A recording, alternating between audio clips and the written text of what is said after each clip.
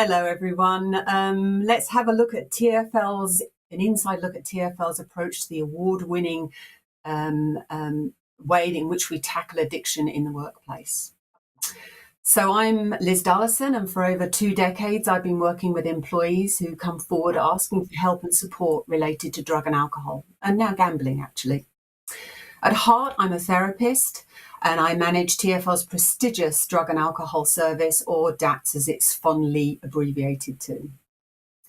My background as a therapist of over 20 years had developed into specialising the appropriate therapeutic interventions within a drug and alcohol safety critical environment, adhering to laws, legislation, NICE guidelines, and NHS England. Let me first give this case study some context. And I would ask you before we start that you post any questions you have as we go along in the chat. We will have 15 minutes, hopefully, at the end to respond to as many as possible. So, in January 1991, a packed commuter train failed to stop and collided with the buffers at Cannon Street Railway mainline station. 2 people were killed and 542 were injured. 3 days after the incident, the driver tested positive for cannabis. The following year, major changes were introduced and random drug and alcohol testing was required by law for all safety critical employees. The following year, DATS became part of the Employee Assistance Programme for TFL, operating under the TFL drug and alcohol policy. The first employee came forward on the 1st of February 1993. And the purpose of DATS is to help employees who are experiencing problems with alcohol and drugs, which in 2024, as I've said, has been extended to gambling. Our aim is to safely and timely return employees back to the workplace, predominantly to their substantive role. And of course, if an employee does not come forward and test positive for drugs or alcohol, that is not an option. This is a unique service, and it's allowed me to be part of over 3,000 employees over the past 30 years. Each employee has their own journey. One size does not fit all. And it's important to continue to be active in dispelling the myths and the stories that have been made up over the years, which increase the fears for employees to come forward. I'd like to use this case study as an example of our services, our growth and development over the years, and how DATS has been part of making our railway safe for our employees and the travelling public. And without doubt saving, and I don't say this lightly, employees' lives, the lives of their families and the generations that follow. To help me provide a lived experience, I would like to introduce the person sitting next to me. Hi, my name's Foziah. I have been with TFL for almost 20 years. I am currently a train operator based on the Northern Line at Golders Green. Hi, Foziah. Thank you for offering to share today as our live case study. Can you say why you've chosen to share your story today? The reason I've chosen to speak out about addiction is I feel like, especially in the workplace, there's a lot of shame around it. I recently did an article for on a magazine called On the Move, and I did an article where I spoke openly about my experience, strength, and hope with addiction and how DATS had helped me.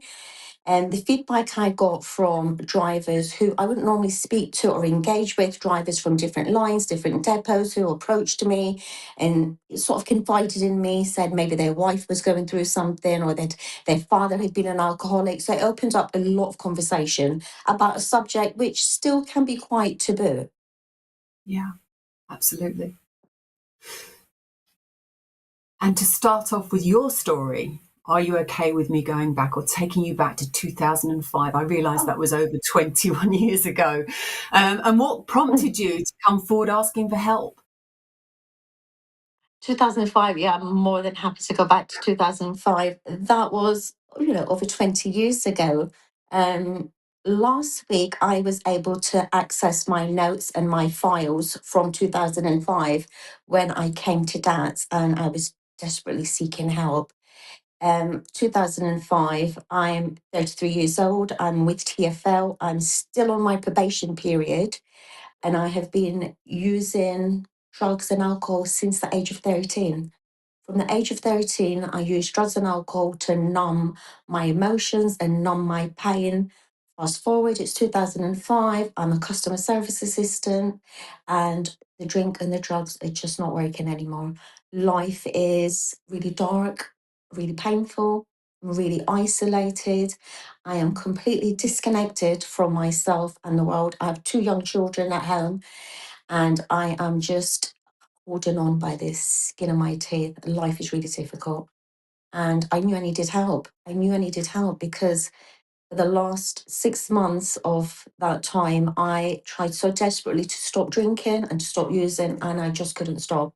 And that terrified me. It terrified me that I couldn't stop doing something that was destroying my life. And that's why Yeah. I asked for help. Thank you, Foziah. Thank you. I'm touched by your honesty and bravery to share, and how your life was so impacted and how much suffering you were going through. Somehow, though, you managed to get yourself to DATS. How did that happen? Oh, what did I do? Initially, I rang a union rep because I was scared. Mm. Was scared of asking for help. I didn't know what the help. I knew there was some help available. I didn't think I would be worthy of that help. I rang a union rep. He assured me that if I rang a manager and I disclosed what was going on, that I would be looked after and taken care of. And I did. I rang a manager and he said, Foz, don't worry, we will look after you. And it felt like such a relief. Such a relief. And I remember when we were talking about this as well, you didn't really tell your manager totally what was going on, did you? No, what I did say was I think I might have a little problem. I might have a little problem with drugs. And I didn't mention alcohol because I never ever thought I had a problem with alcohol, even though I drank alcoholically from the age of 13. Didn't think I had a problem. And I think it's appropriate to kind of come in here and say what Foziah is sharing about only stating a small part of the problem was because perhaps, can I suggest that you thought that something bad might happen if you told the manager the whole truth? Please Oh, tell me if I'm I yeah, thought I was going to get into loads of trouble. I thought I might get arrested. I thought my children might get taken away from me if I revealed how terrible things were and how terribly dependent I was on drugs and how much it was affecting my life and my home. Yeah, I thought my kids would get taken away from me and I thought I'd lose my job. right.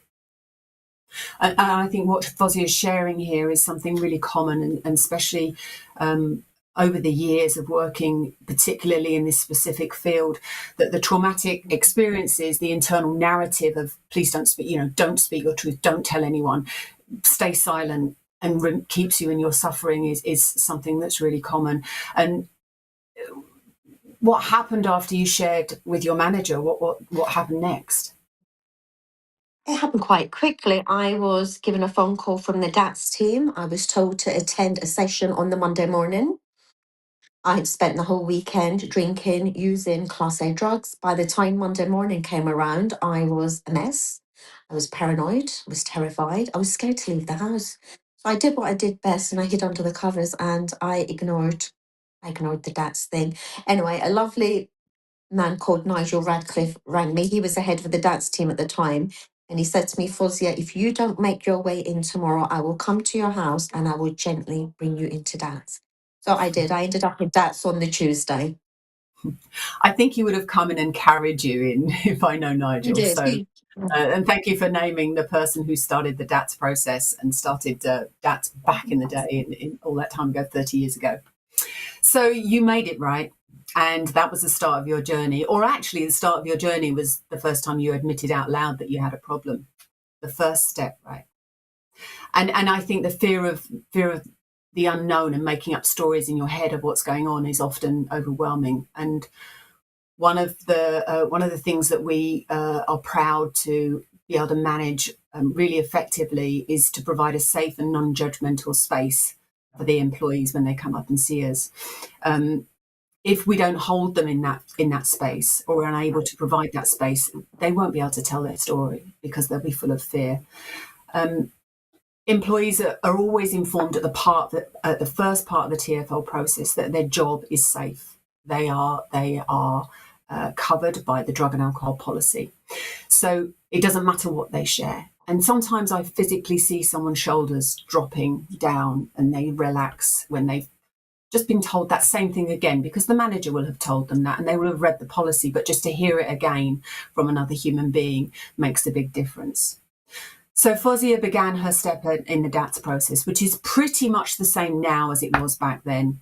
And our assessment process is what we're really focusing on is what does Foziah need to get her back to work safely? So as part of this process, some formal documents are signed to protect the employee to that of the business. The employee commits to attending the assessment process 3 times a week until we have a clear pathway forward.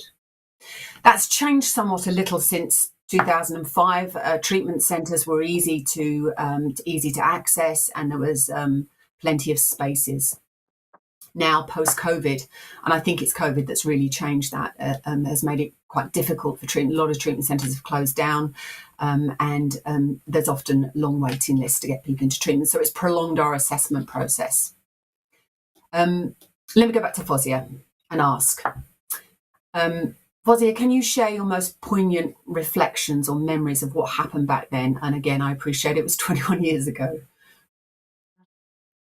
Back then, when I was involved in the DADS team, I think what I remember the most was the asking for help, and then asking for help, knowing that I was worthy to get the help that was on offer, and actually taking the help that was on offer. Also, I learned back then how to be honest about my feelings. Because I grew up in a house where no one spoke about their feelings. You certainly didn't speak about your feelings in a room full of strangers. And that helped to sit in a group of people who were like me, who were going through similar things, where we could honestly share how bad things had got and how terrible things were. I found that really helpful. The asking for help and then being honest about just how bad things were. Yeah. Yeah. It sounds like you had a different experience around asking for help there, that you were actually seen and you were listened to and you were received in a way that you probably hadn't been experienced before. Yeah, that was definitely something. And you were having these different experiences related to your understanding of help. What was the help that you were offered? How did this get where It it was went? decided, so there was a 3-month assessment process, and it was decided that I would benefit from I did an 8-week residential rehab, which I found really difficult at times. I think you said 3-month assessment. It's a 3-week assessment. Just I don't know if Was I it? missed. I'm sure it was a lot longer back then, Liz. I'm sure it was quite a long assessment process. At It least 2 probably felt months. long. It probably felt Yeah. long, and in Foziah's case, that's what happened. But not all employees are offered the treatment pathway. This is a serious commitment, and as I mentioned earlier, there are other options to consider. The considerations that we make towards the next step are made together. It's on a case-by-case basis. You went to treatment, Foziah, and you said you found it a difficult experience. Can you say a little bit more about what that opened up for you and how that journey went? Yep. So it was a 12-step rehab center. I don't know what the 12 steps were. There was language being used that I didn't understand. The language of recovery, they spoke about consequences and unmanageability, and they were using all these words that actually just didn't mean anything to me. There was a lot of digging up of like childhood trauma, and everything was sort of up in the air, and I didn't have drugs and alcohol to numb me anymore. And it felt like quite a surreal experience, which I sort of plodded along, but I didn't really feel. It felt quite terrifying. I felt exposed. I felt really vulnerable, and I left there thinking that I would be able to drink alcohol, because I thought, okay, I'm here. I'm a drug addict. I'm going to stop using drugs. But I left there believing that it would be okay for me to drink alcohol, because I just couldn't fully concede that I was an alcoholic. So the 12-step thing kind of really went over my head. Right. And I mean, I suppose some of this journey that Foziah is currently sharing is a bit of a history story in the development of DATS and how we grew and changed towards the excellent service that we offer today. And I'll come back to that a bit later and give you some supportive evidence. When the employee's in treatment, and this is going back to kind of the normal formal process that we follow, is that we lead them to get on with the work they need to do with confidentiality and without interrupting. We usually meet the employee at the halfway mark. It's just a check-in, really. We don't interrupt the processes going on there. We just a check-in and to let them know what will happen when the treatment ends and where to go and what to do. So you went back to work, Foziah, and you committed to an agreement which stated that you would be tested in the workplace for 6 months and abstain during that time with drugs and alcohol. What was that like? Can you say a bit more? What was it like going back to work initially? I was very, I felt a lot of shame and embarrassment. I was quite paranoid. I thought everybody was talking about me. I thought everybody knew that something had happened to me, that I'd been away. I was getting tested 3 times a week and I felt like the spotlight was on me. None of that was true, by the way. No one was talking about me behind my back, but I felt it. It felt quite heavy. And I wasn't actually doing the suggested things that they suggest when you leave rehab, like go to meetings, engage with people in recovery. So my life was pretty lonely and isolated. I'm feeling paranoid. There's a lot of shame around me, which eventually led to me relapsing on alcohol. That was 4 years, though, later, wasn't it? So you managed to stay clean and sober for 4 years, despite all of this going on. I Have didn't I hear got that? that, Liz. Say that again. Yeah, you managed to stay clean and sober for 4 years, though, didn't you? When you came out of I that wouldn't treatment say. before you relapsed? I managed to not pick up a drink or a drug, but everything else was on me. All Right. the other stuff was still very much on me. But yeah, I didn't pick up a drink or a drug. So you returned to DATS in 2011? I did. Right. And that was a bit of a huge leap of faith and a risk for you because although you weren't in breach of anything, you had complied with the contract that you'd signed.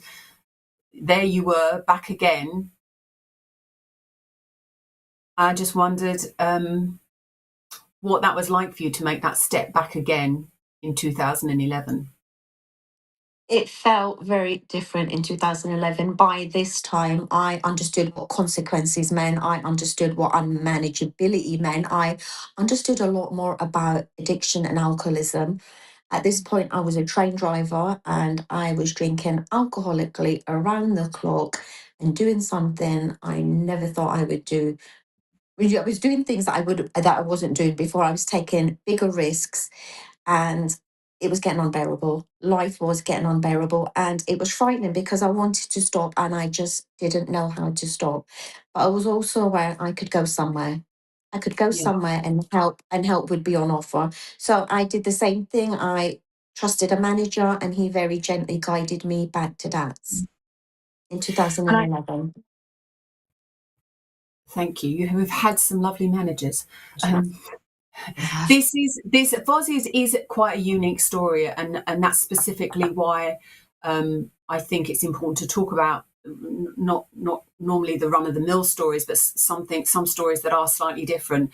I mean, I think this allowed us at DATS as a service to look at what we were offering. Foziah had relapsed, so what did that mean then for the company, for Foziah? What could we do? We needed to up our standards as well. We needed to offer more support. We needed to make this clearer for people. We needed to protect the company, make it safer for everyone travelling public and the workforce. So we secured some clearer contracts. We procured different testing in the workplace. We structured the aftercare when people came out of treatment. We made it compulsory because it was really important that someone had to hold the due diligence and the safety, and that was going to be down to us as a department. We became highly attuned group facilitators, and we we made some significant changes towards, really on the back of what had happened with Foziah and her journey. So it's now 2011, Foziah, and you came back to DATS and you say a leap of faith. Mm-hmm. What happened then? I went through the whole process again where I was in a pre-group assessment. It was decided I would benefit from a residential rehab, another 12-step residential rehab. I think this time I went for 12 weeks. Mm-hmm. Things were different this time. I was different this time because I had a bit of an understanding. I understood how rehab worked, and I understood that in order for it to work, I had to engage and be honest, and I had to do a lot of listening and a lot of having to do what I was told to do. I got stuck into it. I just whatever was asked of me, I did because I wanted a chance. I wanted a chance to have a life. I wanted to enjoy my life. I was tired of just being stuck in this survival mode and living in fear. Yeah, I got stuck in, Liz. Got stuck in and done the work. Yeah. And we were talking earlier about what your understanding of why you were offered treatment again, because that's really unusual. It's not something that happens on a regular basis at all. And I remember what you said. You said, are you okay me repeating what you said? You said, I think everyone could see how sick I was. I was And a that was mess. really I was sad. a mess. Mm, mm. Yeah. And how it was destroying your family. And so you were offered treatment again. And I kind of want to explore that a little bit. In 2005, the post-treatment contract stated a 6-month requirement for abstinence. In 2006, a new contract was written, mindful of the lessons learned and the reflected practice. We became more aware or made more heightened around the financial implications in justifying spending government money or taxpayers' money, risk to the network and safety of the travelling public. A new contract was written which stated that the employee commits to remain abstinent post-treatment for the duration of the continued employment, both in and out of the workplace. Big statement, right? And this wasn't changed lightly, and it wasn't changed without substantial support for the employee and our process related to the changes that I've already mentioned. Again, just to put it in perspective, the World Health Organization statistics for drug and alcohol outcomes, 2.6 million deaths from 2010 to 19 from alcohol alone, a further 600,000 deaths from drugs. That contributes to a staggering 4.7% total deaths on this planet from drugs and alcohol. Absolutely mad, that figure. In July 2024, Dame Carol Black's review was published, and this was an important paper. Dame Carol Black actually came to visit us as a VIP guest to DATS in 2022. And this paper that forms part of this 10-year strategic plan from the government NHS for drug and alcohol treatment and recovery work. And we are learning from this report and integrating the appropriate findings within our unique occupational health service. So to recap, 2005, 2011, and again in 2025. And you came back to DATS. And I say that with a bit of a smile because, well, perhaps you want to take it from here, Foziah. I don't know why I'm smiling. 2025. It was a big year for me. It wasn't the worst year of my life. In 2018, I had so many life events happen. My dad died. My son was in a coma. There was just so much going on. And I remember always wanting to change the way I felt. There's a lot of painful stuff going on, and I wanted to change the way I felt. And because I'm in recovery and I do all this stuff, I pray. I pray. When I pray, it changes the way I feel. Fast forward 2025, life is happening and life has got quite horrendous. My son, my grown adult son, is in a huge mental health crisis. He's had suicide attempts, and life is really tough. And to add to it, I'm slap bang in the middle of the menopause, and this situation in 2025 just feels huge. It feels so intense, it feels catastrophic, and I just can't seem to walk my way through it. And I want to change the way I feel. And I'm praying, and that's not working. And I'm going to meetings and I'm kind of sharing with just a select group of people. And I'm not actually sharing about it to the world because there's a lot of shame around mental health and suicide and menopause. And I'm not sharing, and I'm starting to become a little bit more isolated. Life is becoming painful, and I was like, oh, I want to change the way I feel. I want to numb this.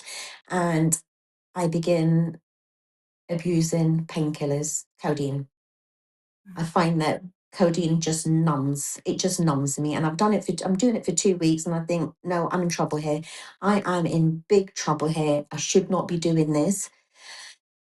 At this point in my life, I knew how to look after myself, and I knew how to ask for help. And I thought, I need to ask for help. I just need to ask for help. And I rang up a manager and I said, look, this is what's going on. I'm really struggling and I'm abusing painkillers. Once again, a different manager, very gentle, very kind, guided me back towards stats in July 2025. Thank you.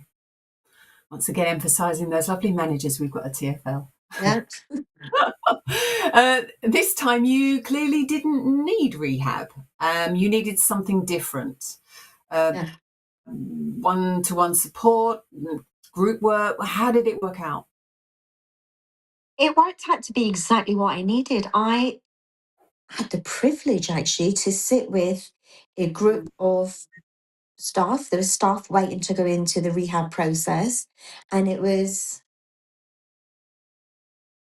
what word will I use? It was what I needed. I was sitting with a group of people who were where I was 20 years ago, and it was nice to be taken back there. It was nice to hear their stuff. It was nice to share my stuff and see how far I'd come. Because all I was thinking at that time was, I shouldn't be doing this. I shouldn't be feeling like this. I'm in recovery. I'm almost 50 years, 15 years. I should not be. Yeah, it's okay for me to feel like that. I got what I needed. I got a safe space to share Mm. about things that I wasn't comfortable sharing elsewhere. Mm. And in that process, you made quite a discovery about your menopause and how menopause had affected your recovery. Can you share a bit more about that, Foziah? Because I think it's really important to Yeah, amplify because that. not a problem. Menopause has been quite tricky for me. And I think over the years, I've learned different ways to kind of keep myself balanced out a little bit, if you like. And then the situation with my son arose, a Mhm. situation that 5 years ago, 6 years ago, I think I would have been able to deal with. But because I was menopausal, everything of mine just feels heightened. My anxiety, my stress, my sadness, my sense of like doom or something terrible was going to happen. And I didn't realize quite how much my menopause was affecting my mental health while trying to deal with my son's mental health. Mm. And I think I visually remember the penny dropping in one group session where you suddenly made the links together with the changes, noticing exactly when they'd started to impact your life. Yeah. That's wonderful. Thank you for sharing that. So we're coming to the end of our conversation, and we'll be open to answering some questions here, which I actually can't see on my screen. Oh, thank you very much. I've just had them prompted on my screen. So, but before we go, I have something important to ask you, Foziah. Mhm. What is it about your story that you would like the audience to take away? Oh, not so much about my story, more so much if there is anybody out there that's struggling or suffering, be it with drugs, alcohol, the menopause, mental health, reach out and speak to somebody. Find somebody in the workplace that you trust and speak to them. You don't need to carry it alone. I did. It's painful. It is painful. But yeah, find someone you trust and speak to them. Thank you so much. It's been a real privilege working with you, Foziah, and being on this journey of going back through the files and you just reading your words back then in 2020 and 2005. So thank you Mm. so much for being brave and courageous. Are we all right with answering some of these questions, Foziah? Oh gosh, go on, Liz. Hit me with them. I'll do my best.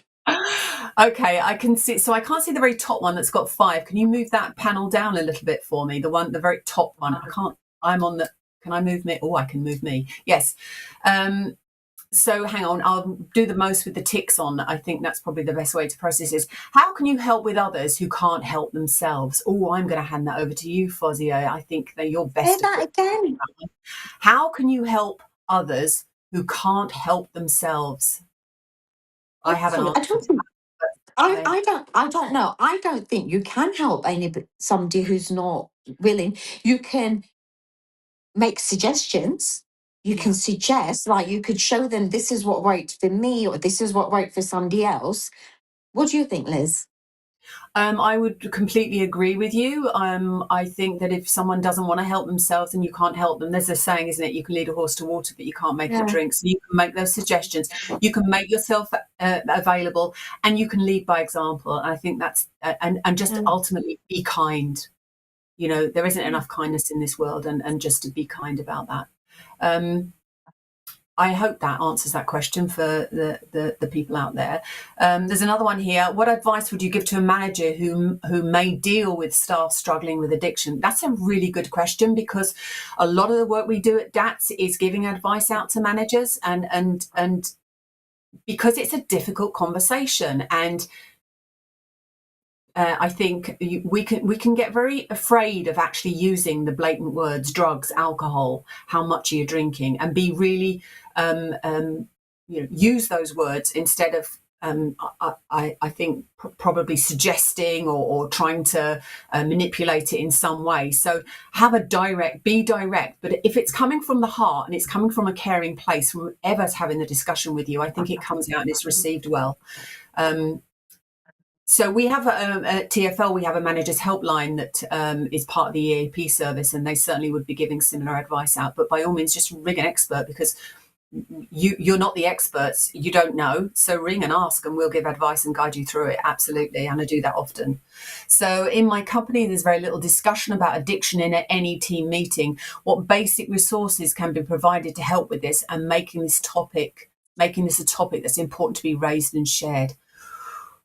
Oh, I think we might jointly want to respond to that. There's very little discussion about addiction. Now, what we've done lately is bring in some outside agencies to come and do some talking to staff, and we have been linking it with our health and wellbeing team as part of a generic health and well-being. So I think it's talking about it generically within a health and well-being setting, but also bringing in guests and experts that can talk about those specific topics, because they'll absolutely come in. The alcohol awareness people, there's plenty of people out there that will come in and talk, and including me. I would offer myself to go into another company and share my experience and whatever I could do to help. And I do that as well. Where are we with the questions? How can others? So, how can we help people? Okay, how can we help people who are worried about losing their overtime payments due to being moved away from their safety critical role? Also, where employees are concerned that their line manager doesn't like them or face doesn't fit, so it will use it as an excuse to manage them out the door. Wow. Worried about people losing their overtime. I think that I'll break that question down. Worried about losing their overtime. I think you have to prioritize your health first before you prioritize money, because unless you're healthy enough, you're not going to be fit to be working anyway. So I think that it's prioritizing, and I think it's part of the consequences. You're coming up to DATS. You're not going to be able to do your overtime as you would, but it's for a short space of time before you will be back in the workplace and be in a much better place to be working far more efficiently. So I think it's a payoff. That's how I would respond to the first part of the question. And managers using it in a negative way, that's what I'm kind of abbreviating reading that question. That's sad to hear. And we certainly wouldn't be endorsing that in any way. And if I noticed that happening, I'd be naming it. I don't know if you want to add anything to that, Foziah, because you might have been losing overtime if you were a CSA, not as a train driver, but as a CSA, you might have been using. When I was a CSA, when my first stint, towards the end of my using and drinking, I was I was a horrendous employee. I was always off sick. I was always skiving. I was always up to no good. And I'd built up this huge story. The stories we build up in your head, that my managers hated me. They were out to get me. Da da da da da. And a lot of that was just the drink and the drugs talking. And when I did ask for help, all that was kind of lifted from me. All the worries that I had, that this manager's out to get me. That one's like, no one was out to get me. I was the the drugs and alcohol were out to get me, and that was a God's honest truth back then. Yeah. Yeah. And sometimes we know, you've pushed your managers to the limits before you've arrived on our doorstep. And, we give a lot of education to the managers as well. So we soften it very much so from our end. So I'd be able to achieve that with the question that the people asked earlier. So we get into another one here. How do peers, oh, hang on, I've missed one. How did you start this support group in TFL? I think we touched on that a little bit. It was because of what had happened in the rail crash in 1991, and we started it. It was a bit of hit and miss. I don't think Nigel knew what he was doing when he first started. It was totally new. No, he had nothing to template it from. All he knew was about his own experiences in life, and he just applied those. But luckily, thank goodness, it grew into a really strong professional service that's managed to continue for over 30 years. So in answer to that, I don't really know how it was all started and what really happened back then, but I think it was pretty much fumbling along and going with gut feeling and hoping that he was getting things right. And from the evidence I've seen historically, he was pretty spot on, and he did. So anyway, let's get back. How can a manager balance compassion with safety and performance when addiction is involved? Well, Foziah, your managers managed to do that. So how did they manage to do that? How did they manage to balance compassion with safety and performance when addiction is involved? It's quite easy at the beginning, isn't it? When you go there and you admit you have a problem, you get taken away from anything safety critical, and you get put into safe place, and then you go to recovery. You come out, you're tested. I don't know how long people are tested for these days. You're tested for 6 months and sort of monitored, aren't you? And you're trusted. But I think the question here: how does a manager balance compassion with safety and balance compassion with safety and performance? I think he has to, within TFL, we have our guidelines of how to behave as a people manager and as a senior manager. And I think you have to adapt all of those requirements with consistency, fair consistency, everything that's needed to the qualities you need as a manager. And reach out and ask for help as well. We'll always give you advice. You have a situation you'd like to discuss, then that's great. We'll guide you through it. Can I just say as well, every manager I've dealt with over the years has shown me nothing but kindness and compassion. So wherever they're getting their advice or their training from, they're doing really well. There's not one manager who has treated me any less than because I'm in addiction. Does that make sense, Liz? Every single Yeah, one. absolutely. And the Up manager, until today has handled me yeah, very gently. yeah. And I think managers that have struggled have been willing to have some education around it from us as professionals. And it's it's really personal, and it touches and triggers people regardless all over. So let's go back to another question. Where are we got to? How can you does that talk on there? How can you thank you. How can you prevent yourself from getting too wrapped up in trying to help others with addiction so you don't become stressed yourself? That's a fantastic question. I love that question. Do you want to have Shall a I shot go, at that? Liz? Yeah, go I for will it. go. I have a son who is in active addiction, and I'm Ooh. his mum, and I'm in recovery. How do I do it? I do it by looking after myself first, looking after my recovery, making sure I stay clean, making sure I stay sober, making sure I do the things I need to do so I can walk through life. And what do I do with my son? I don't try and fix him. I don't try and give him a solution. I just, now and again, I will make a gentle suggestion to him. How do I stop myself getting wrapped up in his stuff? By looking after myself and taking care of myself and trusting that he will find his way. That's how I do it with my son. It's difficult. It's difficult. I'm his mom. And yeah, and I Go on, suppose Liz. it hasn't always been like that, Foziah, for you. You have made, you have done things differently, but as you've grown and become more aware, because I think what happens is we don't like to see people suffering and we want to fix No, them. It's really hard to no, watch someone suffer and allow them their journey, knowing that no matter what we do, we can't fix them. You can only mm. fix yourself, right? Yeah, So, I've got to this stage with him. I can make him a nice meal. If he needs clothes wash, I can do practical things for him. I yeah, can give him recovery. I can just stay clean and sober myself and hope he finds his way. thank you, Foziah. Are we, have we, oh, you've just found another question for me. Thank you. Uh, other than continuously reminding people of the support available, how can we really help people to know they need help? What else can organisations do to get people to ask for for that help, whether internally or externally? I think this is work in progress, and I think we're doing it. And I think this platform here is part of the doing of it. I think that some of the new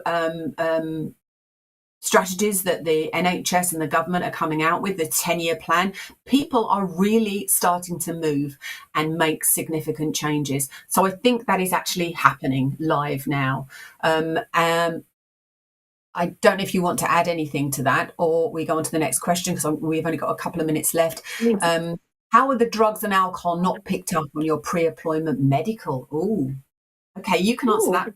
Totally personal for you. Are you comfortable answering Yeah, that? no, 100%. I was using Class A drugs. I was aware they could stay in my system for up to 2 weeks. So I didn't use for 2 weeks, did my drugs test, passed my drugs test, hallelujah, and immediately began using again. So I had that determination. I didn't use for 2 weeks because I knew it would be it'd probably out of my system in a week.